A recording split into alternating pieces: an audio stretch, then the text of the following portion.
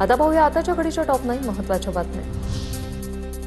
महाराष्ट्रातून मोठ्या संख्येने पर्यटक सध्या पहलगाममध्ये पर्यटनासाठी दाखल। सुरक्षेच्या दृष्टीने लष्करी जवान आणि स्थानिक पोलिसांचा कडक बंदोबस्त तैनात। प्रत्येक ठिकाणी तपासणी, सुरक्षा व्यवस्था मजबूत। पर्यटकांची प्रतिक्रिया। प्रियंका चतुर्वेदी खासदार नसल्याने त्यांना महिला आरक्षण विधेयकाबाबत माहिती नाही। सचिन अहिर यांचा प्रियंका चतुर्वेदी यांना खोचक टोला। महिला आरक्षण विधेयक नामंजूर होणं हा भारतीय लोकशाहीसाठी दुःखाचा दिवस आहे, असं वक्तव्य चतुर्वेदींनी केलं होतं। प्रियंका गांधीच फक्त इंडिया आघाडीचं नेतृत्व करू शकतात। राहुल गांधींच्या हातून काहीच साध्य होणार नाही। जनशक्ती जनता दलाचे नेते तेजप्रताप यादव यांची प्रतिक्रिया। अनिल अंबानींच्या आरकॉमचे 2 वरिष्ठ अधिकारी विश्वनाथ आणि अनिल यांना सीबीआयकडून अटक। एका बँक घोटाळा प्रकरणात अटक।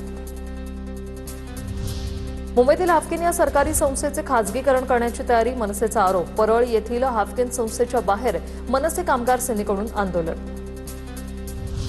सोलापूर पालिकेकडून 1368 कोटींच्या पाणीपुरवठा योजना मंजूर। या योजनेमुळे दररोज सोलापूर शहराला पाणीपुरवठा होईल। महापौरांची माहिती।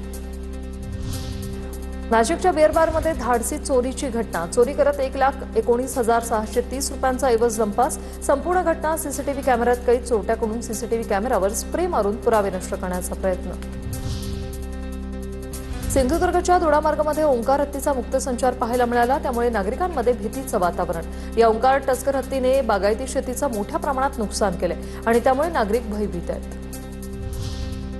बीडमध्ये मुलीचं लग्न लावून देण्यासाठी मायलेकींना धमकी। तरुणाने मायलेकींना वडिलांना जीवे मारण्याची धमकी दिली। बीडच्या केज पोलीस ठाण्यात विनयभंगाचा गुन्हा दाखल। मुलीचं लग्न माझ्याशी लावून द्या, नाहीतर वडिलांना मारेन, तरुणाची धमकी। आता पाहूया वातावरणात जो बदल झालाय त्याचा शेतीला फटका बसला, याचा आढावा घेणाऱ्या टॉप 9 बातम्या। राज्यात 20 ते 24 एप्रिल दरम्यान वादळी पाऊस, गारपीट आणि विजांचा इशारा।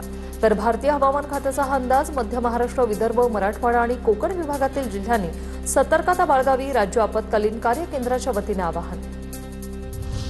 बदलापूरला अवकाळी पावसाने झोडपलं। अचानक आलेल्या पावसामुळे नागरिकांची तारंबळ। गेल्या 2 दिवसांपासून बदलापूर आणि ग्रामीण भागात तापमानाचा पारा 40 अंशाच्या पुढे होता।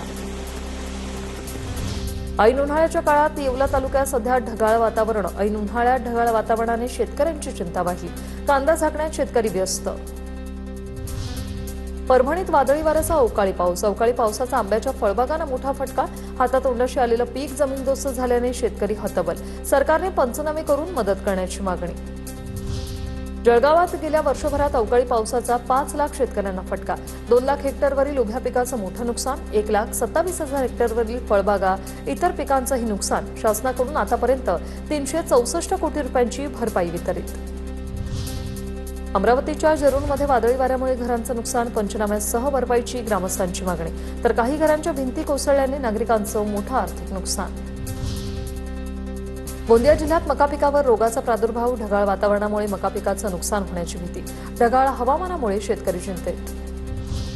बीड तालुक्यातील उन्हाळी बाजारात आता पिकाची अवकाळी पावसाने आणि वादळी वाऱ्याने अतोनात नुकसान झालंय। वादळी वाऱ्याने बाजरी जमीनदोस्त झाली, तर गारांचा मारा बसल्याने पिकांवर बुरशी चढली आहे।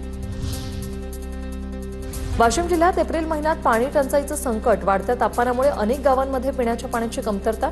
जिल्हा प्रशासनाने 15 गावांची तहान भागवण्यासाठी विहिरींचं अधिग्रहण केलंय। आता पाहूया शहरांमधल्या काही महत्त्वाच्या बातम्या। सोलापूर शहरात अवकाळी। शहरातल्या अनेक भागात गारांचाही पाऊस। सोलापुरातील होडगी रोड, लष्कर 7 रस्ता या परिसरात गारांसह पावसाची तुफान लाट।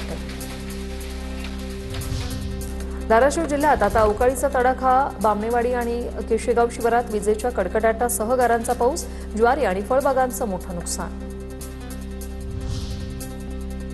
रत्नागिरी जिल्ह्यातील एकमेव असलेला एलपीजी ऑटो गॅस पंप पुन्हा बंद। आठवड्याभराच्या आत पुन्हा एलपीजी ऑटो गॅस पंप पुरेशा गॅसअभावी बंद। रत्नागिरी जिल्ह्यातील 400 ते 500 वाहन या गॅस पंपावर अवलंबून। सांगलीच्या वाळव्यातील हुतात्मा साखर कारखान्याविरोधात सभासदांकडून बेमुदत धरणं आंदोलन। वैभव नायकवाडींवर गंभीर आरोप करत बेमुदत ठिय्या आंदोलन सुरू। कारखाना कर्जमुक्त करण्याबरोबर नायकवाडींना राजीनामा द्यावा अशी सभासदांची मागणी।